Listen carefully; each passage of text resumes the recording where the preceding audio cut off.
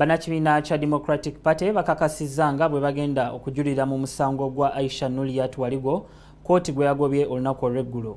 Okusinziira ku nampala wa DP mu Parliament Joseph Gonzaga Sewungu tebamatidde na nsalawo y'omulamuzi mu musango gwe bawaabira Aisha Sekindi nti talina buyigirize bumala mubaka wa Parliament. Aisha Waligo agamba nti tagenda kuweweera okutuusa ng'afunye obwenkanya mu musango guno. Omusasi waffe katuwe ebisingawo.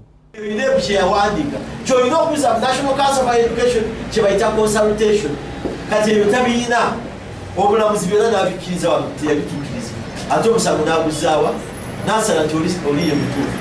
Era bwe bamaze y'omulamuzi ng'agamba nti nze nalina okuloonya abasomesa ba Sekindi n'abazadde be ate kuba bawenza omujulizi nti omwana waabwe yabadde atuusatuusa amannya naye ekisanyusa nti judgment yonna ensala ne bw'ogisoma era ekulaga ng'omulamuzi ajja bulungi ng'agamba nti kyewuunyisa engeri gy'ajja omuntu gy'atuusa amannya kireka okubuusabuusa konyi mu muntu oyo naye omwali teyaleeta bujulizi bumala. Era olw'ensonga eyo ngenda kujulira mu kkooti enkulu nga nyambiddwako ekibiina kyange kintwala mu byobufuzi n'omubaka wange ne balooya bange abalala.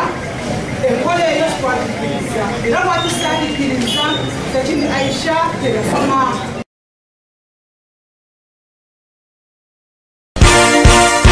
This is Kingdom TV.